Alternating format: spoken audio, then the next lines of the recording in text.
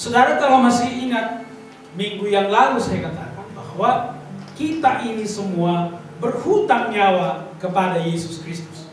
Sekali lagi, kita ini semua tanpa terkecuali berhutang nyawa kepada Yesus Kristus. Kenapa? Karena saya dan saudara lah yang harusnya mati di kayu salib sana, tapi oleh karena kasih Kristus kepada kita. Ingat, Alkitab jelas mencatat, Yesus Kristus mati bagi kita bukan pada saat kita sedang berusaha menjadi orang baik. Bukan sekedar kita sedang berusaha supaya kita selamat, bukan. Jelas tertulis di Alkitab, saat kita durhaka. Kita semua adalah orang durhaka karena kita sudah jatuh dalam dosa. Kalau ada yang bilang di sini berkata, Pak, saya bukan orang berdosa. Pada saat itu dia sedang berdosa. Sekali lagi, kalau ada orang berkata, Pak, saya bukan orang berdosa, saat itu dia sedang berdosa. Nah, itu sebabnya saya katakan bahwa semua kita harusnya mati. Tapi karena kasih Allah kepada kita, jelas kalau kita baca di dalam Yesaya, ya, di dalam Yesaya 43:4 jelas dikatakan, karena engkau begitu berharga di mataku, aku memberikan seseorang menjadi pengganti. Kita ini semua orang berharga. Itu sebabnya kita di dalam Efesus 2:8-9 dikatakan kita diselamatkan oleh anugerah. Kita diselamatkan oleh anugerah. Kenapa? Bukan karena kebaikan kita, bukan karena usaha kita, bukan karena kita menjadi orang alim, bukan. Yang pasti tahap pertama jelas dikatakan keselamatan adalah anugerah. Tapi apakah berhenti di situ? Oh tidak. Masih ada bagian-bagian yang perlu kita lakukan sehingga kita hidup sesuai dengan rencana Tuhan dalam hidup kita. Kemarin saya disampaikan untuk menyampaikan firman Tuhan di sini, dan saya iya saja. Dan hari ini kita akan belajar bersama-sama tekun mengerjakan keselamatan, supaya nanti tidak bimbang, supaya maksud saya tidak bingung. Saya akan menjelaskan keselamatan apa yang dimaksud, ya. Nah, sebelumnya mari kita membuka Alkitab kita dulu biar kita fair, ya. Matius 7:22. Matius 7:22.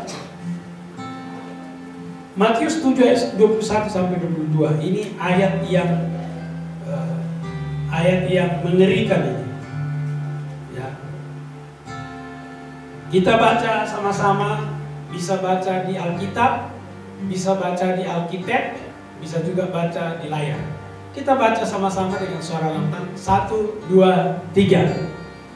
Bukan setiap orang yang berseru kepadaku, Tuhan, Tuhan, akan masuk dalam kerajaan surga, melainkan dia yang melakukan kehendak Bapakku yang di surga. Pada hari terakhir banyak orang akan berseru kepadaku, Tuhan, Tuhan, bukankah kami demi berbuat demi namamu, mengusir setan demi namamu, dan mengadakan mujizat demi namamu. Ayat 23. Pada waktu itulah aku akan berterus terang kepada mereka dan berkata, aku tidak pernah mengenal kamu. Enyahlah kamu kepadaku, kamu sekalian membuat kejahatan. Ini kalau kita perhatikan di sini, saudara-saudara, orang-orang yang ada di sini adalah orang-orang yang sangat religius. Mereka adalah orang-orang yang hebat. Mereka mengusir setan, ya, dalam nama Yesus, ya. Tapi ada yang lebih tragis, saudara. Selama orang Kristen nggak pernah mengusir setan, yang ada diusir setan. Mengerti maksud saya? Ada banyak orang yang takut sama setan. Jadi setan yang thinking dia.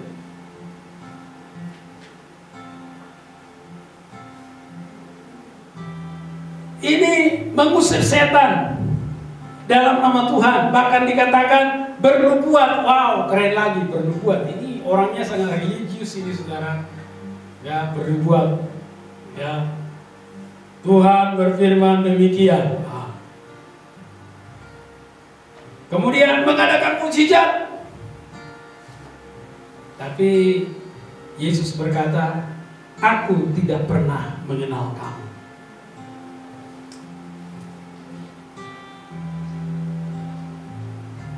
Karena apa? Jelas dikatakan firman Tuhan, bukan setiap orang yang berseru kepadaku, Tuhan, Tuhan akan masuk dalam kerajaan surga, melainkan dia yang melakukan kehendak Bapa. Jadi saudara-saudara, penting kita pahami bersama, hanya mereka yang melakukan kehendak Bapa, dia yang akan masuk dalam kerajaan surga. Sekali lagi, firman Tuhan jelas mencatat, hanya orang yang melakukan kehendak Bapa di surga, itulah yang akan masuk dalam kerajaan surga. Itu sebabnya tadi saya katakan, keselamatan itu memang anugerah.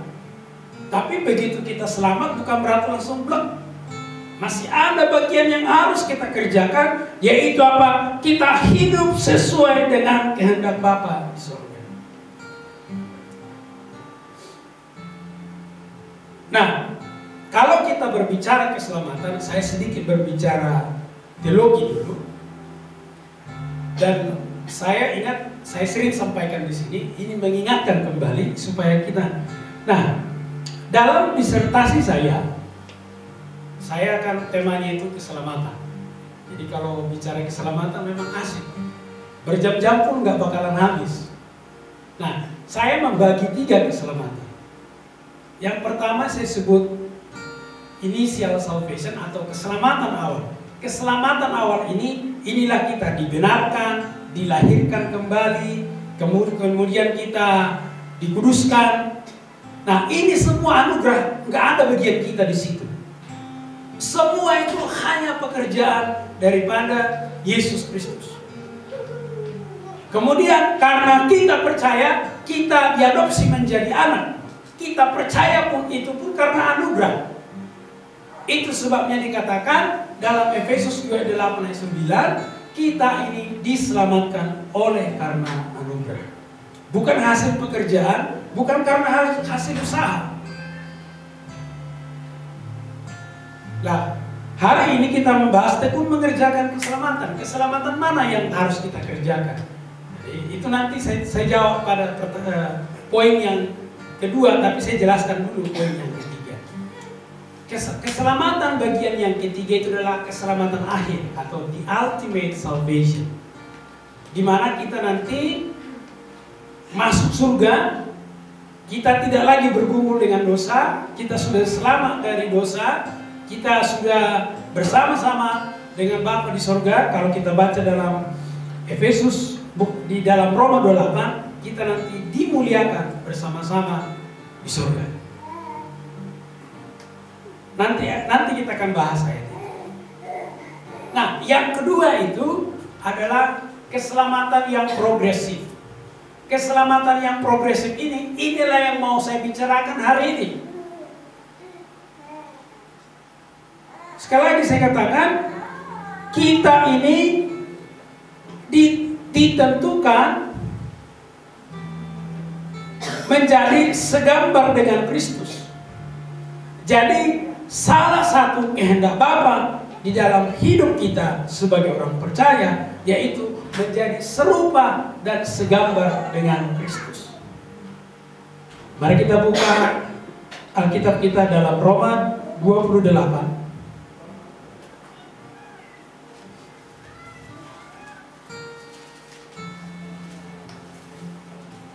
Roma 8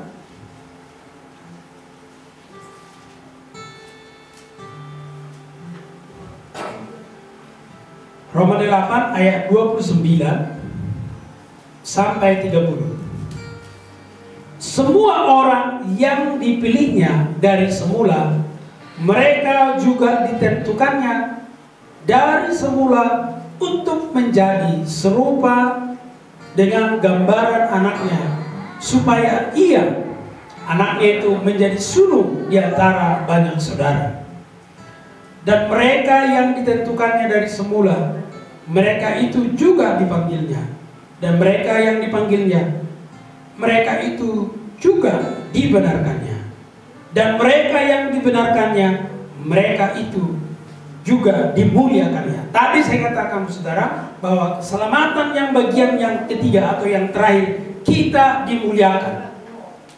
Ya, kita nanti bersama-sama dengan Kristus, kita sama-sama tinggal di sana, itulah keselamatan bagian yang paling akhir. Nah, tadi di awal saya katakan kita diselamatkan oleh anugerah, bukan berarti kita langsung sempurna seperti Kristus. Allah tidak mendesain saudara dan saya menjadi robot religius.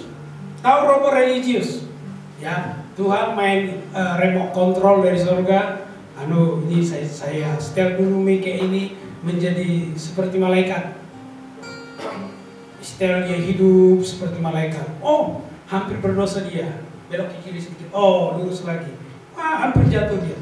Nah, Tuhan tidak sedang bermain remote di surga, membuat saudara dan saya menjadi robot-robot religius. Tapi kita harus menjadi serupa segambar dengan Kristus. Kenapa demikian? Ingat, pada awalnya kita diciptakan, Kejadian 26:27, kita diciptakan serupa segambar dengan Bapa, kita serupa dan segambar. Tapi setelah kita jatuh ke dalam dosa, maka gambar Allah itu berkurang dari kita. Gambar Allah itu buram. Memang banyak penafsiran, ada yang bilang hilang, hancur total, ada yang bilang berkurang, ada yang bilang kabur. Memang kalau kita baca secara leksikal, ada 3 pengertian. Yang pasti gambar Allah di dalam diri kita itu kualitasnya berkurang karena dosa. Itu sebabnya kita perlu ditebus, kita dikembalikan kepada rencana Allah supaya apa? Kita serupa segambar dengan Kristus. Serupa segambar dengan Kristus tidak bisa terjadi 1 hari, tidak bisa terjadi 2 minggu, tidak bisa terjadi 1 bulan, tidak bisa terjadi setahun. Kita menjadi serupa dan segambar dengan Kristus itu selama kita masih hidup. Sekali lagi saya katakan, kita menjadi serupa dan segambar dengan Kristus. Karakter kita menjadi serupa segambar dengan Kristus. Itu namanya seumur hidup kita. Itu tidak terjadi 1 minggu. Itu tidak terjadi dalam waktu yang singkat. Kita bisa melihat sebagaimana karakter Kristus itu. Kalau kita bandingkan, kita itu benar-benar sejauh timur dari barat, sejauh langit dari bumi. Demikianlah perbandingan karakter kita. Tapi ingat, kita sudah diberi anugerah sehingga kita bisa berusaha dengan pertolongan Roh Kudus menjadi serupa dan segambar dengan Kristus di dalam karakternya. Itu sebabnya saudara, kita perlu ibadah, kita perlu doa, kita perlu pendalaman Alkitab. Kenapa? Itu semua sebenarnya proses di mana kita bisa belajar firman Tuhan. Ketika kita belajar firman Tuhan, kita sedang memasukkan firman Tuhan dalam pikiran kita ini, dalam mindset kita ini, sehingga pikiran kita ini dikuasai dengan firman Tuhan. Maka secara perlahan-lahan firman yang sudah tertanam dalam benak kita itu akan muncul dari karakter kita, muncul dari perkataan kita, muncul dari perbuatan kita, muncul dari setiap tingkah laku kita. Makanya kita perlu belajar banyak firman Tuhan. Nah, oleh sebab itu perlu namanya ketekunan. Tapi sebelum kita bahas ketekunan, kita baca dulu Filipi 2 ayat 12.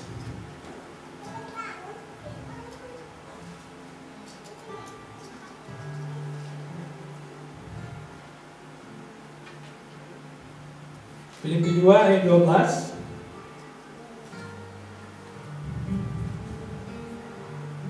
Hai saudara-saudaraku yang kekasih, kamu senantiasa taat.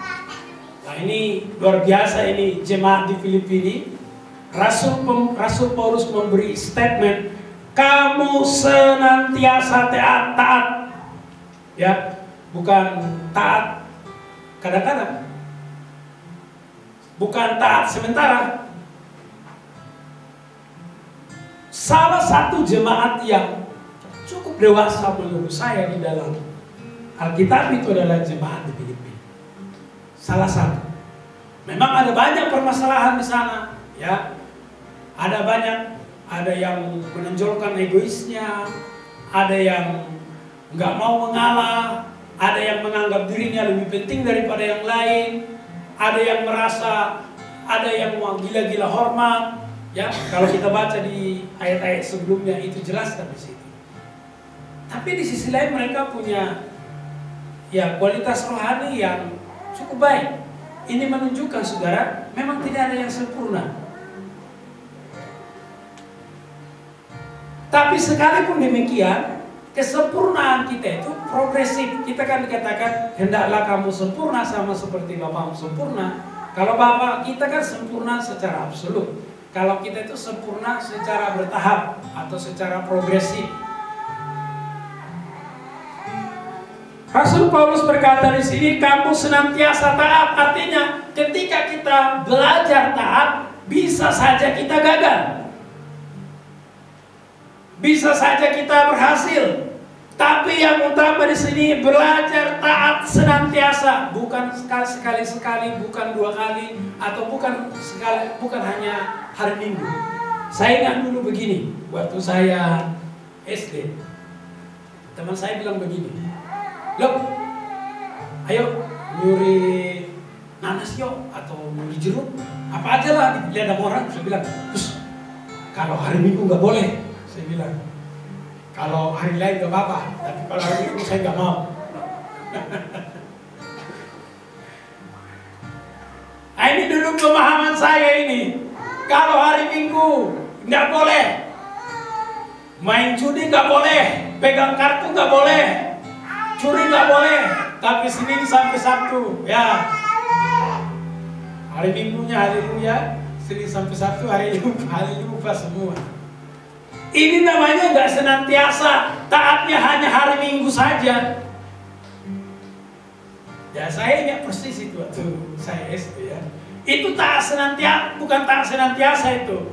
Taat hanya hari Minggu. Atau kalau mungkin di sini karena ada kegiatan Selasa, Kamis, Jumat, Sabtu, Minggu, oke lah. Berarti ada 2 celahnya. Oke, 2 hari aku bolong gitu. Ini bisa begitu juga. Karena Alkitab jelas berkata, kamu senantiasa taat. Nah, karena jemaat Filipi ini adalah orang yang taat, apa yang diberikan Paulus perintahnya? Karena itu tetaplah kerjakan keselamatanmu dengan santai.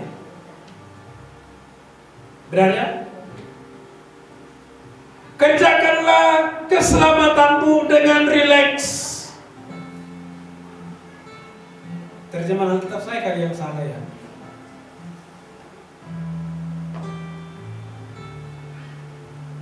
Kita kerjakan keselamatan dengan apa? Sama-sama 1, 2, 3.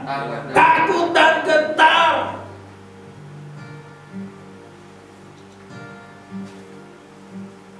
Takut dan gentar ini menggambarkan ketekunan yang sungguh-sungguh.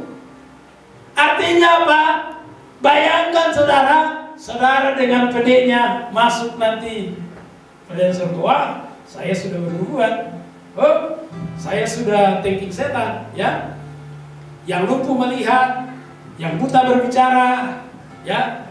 Yang tuli berjalan, yang rambutnya keseleo jadi keriting. Wah, luar biasa saya. Pede, ya kan? Lalu bilang, Yesus, saya mau masuk dong. Saya kan sudah melakukan mujizat. Yesus bilang, Nehi. Aku tidak kenal kau.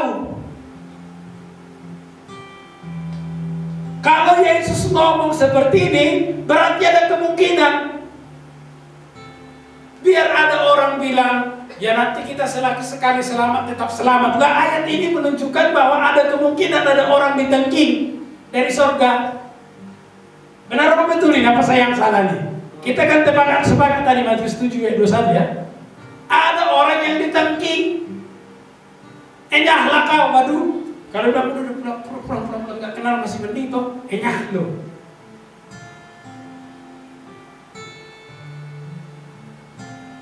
Oleh sebab itu saudara-saudara, ketika kita mengerjakan keselamatan itu harus dengan rasa takut akan Tuhan. Karena apa? Ingat, kita ditentukan serupa segambar dengan Kristus. Harganya itu mahal. Harganya apa? Semahal harga nyawa Tuhan Yesus. Nah, oleh sebab itu kita perlu bertekun.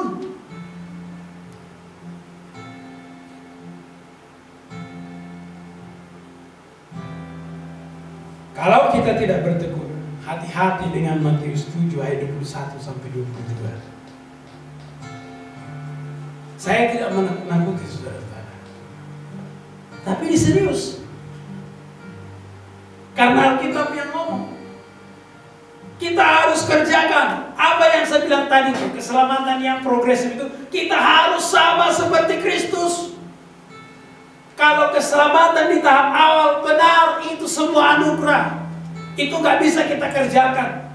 Tapi kalau untuk menjadi serupa dengan Kristus, kita harus kerjakan. Kita nggak bisa santai-santai. Saudara masih ingat saya waktu berbicara tentang ibadah kenaikan.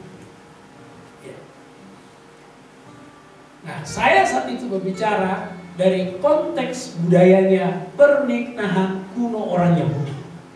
Nah, kalau orang Yahudi menikah itu berbeda dengan kita, saudara.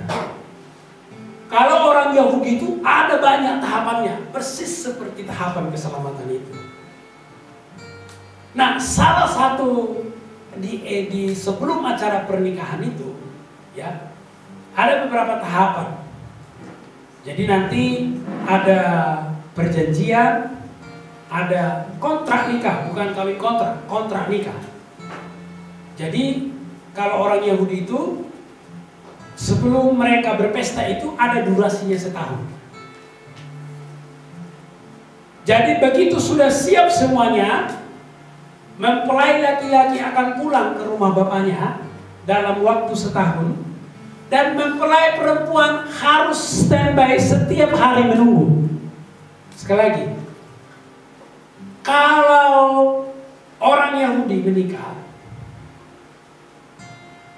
selama setahun perempuan itu harus berdandan setiap hari. Karena kapan saja mempelai laki-laki bisa datang. Kalau dia datang tidak siap berarti batal. Itu ada di kontraknya. Nanti pembatalannya sesuai dengan kontrak itu. Lah kita pun punya kontrak loh, jangan salah. Waktu Yesus datang ke bumi, dia cari apa coba? Dia nyari harta? Enggak. Dia nyari jabatan? Enggak. Dia nyari gelar? Enggak. Dia nyari apa? Adakah iman? Iya, tapi saya percaya. Tapi iman yang dimaksud di situ bukan hanya sekedar iman yang percaya saja. Karena setan pun percaya. Iman yang di sini adalah iman yang menantikan Kristus dan berusaha sempurna seperti standarnya Kristus. Sama seperti mempelai perempuan tadi, dia harus menanti selama 1 tahun dan pengantin mempelai laki-laki kapan saja bisa datang. Dia nggak bisa telepon, lu enak amat jadi pengantin ya, pengantin cowok ya. Saya setiap hari berdandan nggak datang, enak aja kau. Nggak bisa begitu. Nah itu sebabnya waktu Yusuf dan Maria mereka pindah ke kota tidak tetap tinggal di kota itu. Kalau tinggal di kota itu sangat berisiko. dan mereka ke rumah imam, ya. Jadi memang belum waktunya. Itu sebabnya Yusuf itu mau diam-diam menceraikan. Karena apa? Sudah tidak sesuai dengan standar. Sudah tidak sesuai dengan kontrak. Lah kita jelas tadi bahwa kita ditentukan segambar dengan Kristus. Maka ini yang menjadi kontrak kita semua. Sebelum Yesus datang, kita harus segambar dengan Dia. Kita harus mengikuti standarnya. Oleh sebab itu kita perlu namanya tekun setiap hari. Kapan kita butuh ketekunan ini? Kapan kita perlu tekun? Mari kita buka Roma 5.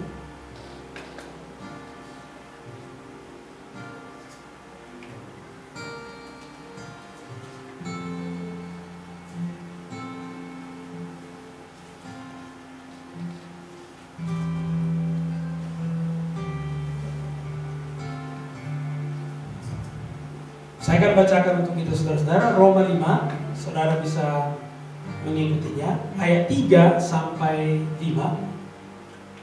Dan bukan hanya itu saja, kita malah bermegah di dalam kesengsaraan kita, karena kita tahu bahwa kesengsaraan itu menimbulkan ketekunan. Sama-sama kita baca 1, 2, 3. Dan bukan hanya itu saja, kita malah bermegah juga dalam kesengsaraan, karena kita tahu apa? Bahwa kesengsaraan itu menimbulkan apa? Ketekunan. Wow, luar biasa. Alkitab itu adalah pengajarannya sungsang, saudara. Kita diajarkan bermegah dalam apa? Coba. Bermegah dalam kesengsaraan. Kesengsaraan. Nah, kalau saudara dan saya mengalami kesengsaraan, Alkitab berkata, bermegahlah. Jangan bersedih, jangan putus asa. Karena Yesus saja sengsara kok. Lah, murid-murid juga sengsara. Para rasul juga sengsara. Timotius juga sengsara dalam pelayanannya. Titus juga sengsara dalam pelayanannya. Rasul Paulus juga sengsara dalam pelayanannya. Hanya orang-orang tertentu saja nggak mau berbicara kesengsaraan. Padahal jelas dikatakan loh di sini, bermegah dalam kesengsaraan. Berarti kalau kita hanya bermegah dalam berkat melimpah-limpah, berkat Abraham, berkat Yakub, berkat Esau, berkat 100 kali ganda, berarti firman Tuhan ini nggak digenapi, nggak sempurna, baru separuh aja. Harusnya dalam kesengsaraan kita juga harus bermegah. Karena apa? Kesengsaraan itu menimbulkan ketekunan. Lah, situasi apapun, kondisi apapun, Tuhan izinkan itu supaya kita namanya tekun. Kita bertekun. Pak, saya sudah berusaha menjadi serupa segambar dengan Kristus. Hari ini saya coba, jatuh lagi. Besok saya coba, jatuh lagi. Besok saya coba, jatuh lagi. Puji Tuhan. Karena itu Alkitabiah. Artinya Anda tekun. Kalau hari ini melakukan gagal lalu menyerah, udah Pak, saya nggak mau lagi ke gereja. Emang kenapa? Kemarin saya cakap kotor, saya gagal seperti Kristus. Saya nggak mau lagi. Ini namanya nggak tekun. Tekun, hari ini kita gagal, gak apa-apa. Alkitabiah, karena kita manusia. Rasul Paulus bilang apa? Aku ingin berbuat yang baik, tapi yang jahat aku lakukan. Selama kita niatnya taat, kalaupun gagal, Tuhan tidak melihat kegagalan kita. Yang Dia lihat adalah ketekunan kita itu. Ketika kita mau berusaha sempurna sama seperti Kristus. Sekali lagi catat baik-baik. Yang Bapa lihat itu, yang Yesus lihat itu, bukan kegagalan kita yang mau sempurna seperti Kristus, bukan. Yang Dia lihat adalah iman kita, yang Dia lihat adalah ketaatan kita. Setiap hari kita mau diproses sempurna sama seperti Kristus. Saya ingat saudara, kalau waktu saya di Afrika khotbah begini, itu jemaat udah teriak-teriak gitu. Amin, amin, begitu. Tapi memang di Indonesia jarang begitu.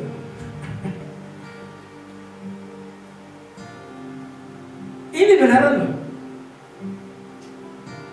Kita harus serius.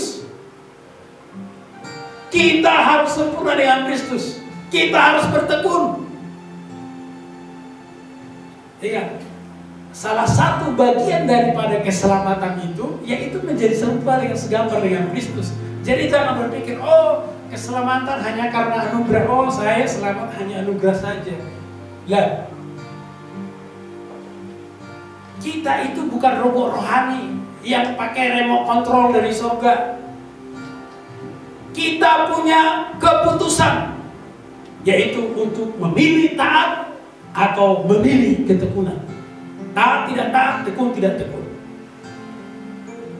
Hari ini kita diingatkan bersama-sama saudara, supaya kita tekun. Perhatikan baik-baik. Kalau waktu Yesus berkata waktunya sudah dekat, dia nggak ngomong tanggal. Kalau 2000 tahun lalu dikatakan sudah dekat, berarti sekarang sudah sangat amat dekat. Sudah amat dekat. Saya tidak bilang tanggalnya, karena kalau bilang tanggal langsung sesat. Yang pasti dikatakan sudah dekat.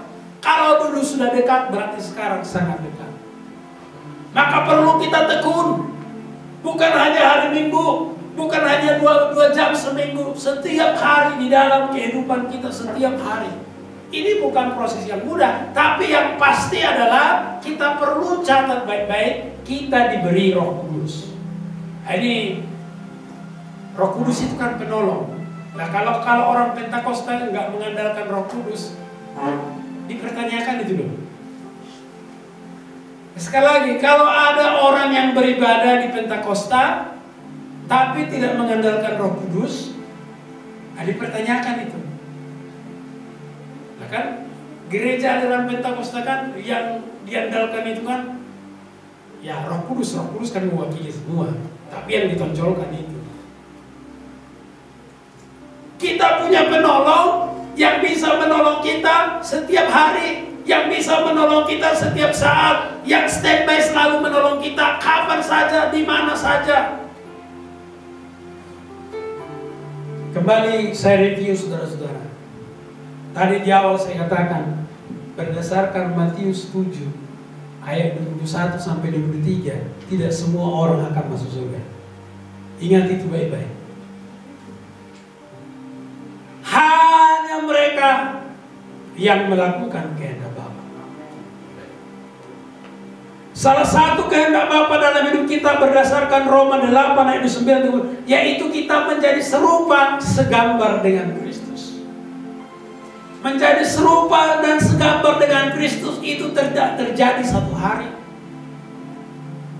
Ini adalah seumur hidup kita, itu sebabnya perlu namanya ada ketekunan.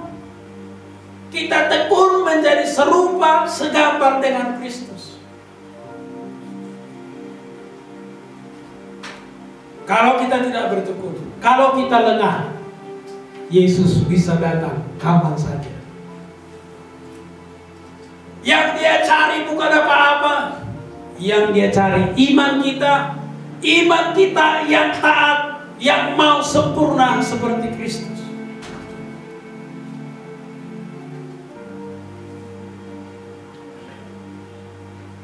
Saudara, saya nggak tahu siapa di sini tunangan lalu menunggu setahun kemudian. Ada yang di sini setahun tunangan lalu menunggu setahun kemudian baru nikah, ada? Nggak ada. Saya hari itu kayaknya dua minggu deh. Itu rasanya lama sekali. Bayangkan saja ini setahun menunggu. Apalagi dikasih tahu menunggunya itu tidak jelas kapan, suka-sukanya datang. Ya kalau mempelai perempuan kan harus berdandan terus, dia nunggu terus nunggu terus. Nah itu butuh namanya ketekunan. Kita ini kan mempelai perempuan semua. Kita perlu ketekunan menanti Yesus datang. selalu siap, kapan saja, di mana saja. Tidak ada garansi. Umur sekian baru mati, sakit ini dulu nggak mati, kena COVID dulu baru mati, yang kena COVID masih banyak hidup. Ya, dia meninggal karena mati, dia meninggal karena sakit, masih banyak yang sakit hidup. Yang pasti karena jantungnya berhenti ya. Ya kalau sakit pun kalau jantungnya nggak berhenti masih hidup. Jadi kita harus bertekun. Amin. Ini kalau bicara ketekunan kurang asik ya. Coba kalau saya khotbah tentang berkat Abraham, mungkin pasti ceria semua. Saudara-saudara, hari ini saya akan berbicara bagaimana kita sukses dalam Tuhan. Haleluya. Pasti akan beda responnya. Ada waktunya yang begitu, tapi ada juga waktunya hal-hal yang seperti ini. Karena apa saudara? Ada perumpamaan 5 gadis bodoh, 5 gadis yang bijak. 5 gadis yang bodoh itu tidak siap. Apakah ditunggu? Tidak. Jadi kalau saudara dan saya tidak siap, jangan berharap Bapak akan anugerah. Lah kan kamu nggak siap.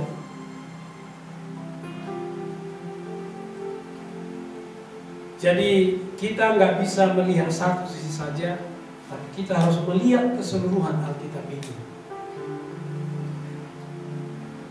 Hari ini saudara, kita diingatkan sama-sama. Mari kita bertekun. Mari kita bertekun. Mengerjakan keselamatan kita yang progresif. Supaya apa? Kita serupa segambar dengan Kristus. Jadi ketika Yesus datang, kita semuanya memenuhi standar. Ketika Yesus datang, kita tidak menjadi seperti gadis yang bodoh yang ditinggalkan. Aduh, tolong tunggu, gak bisa. Kesempatan hanya satu kali. Kesempatan ini hanya satu kali. Tidak ada yang 2 kali hidup di bumi ini. Lazarus pun hidup, mati lagi kok. Tapi kan gak semua seperti itu. Jadi saudara-saudara, mari kita bertekun di dalam Tuhan. Haleluya.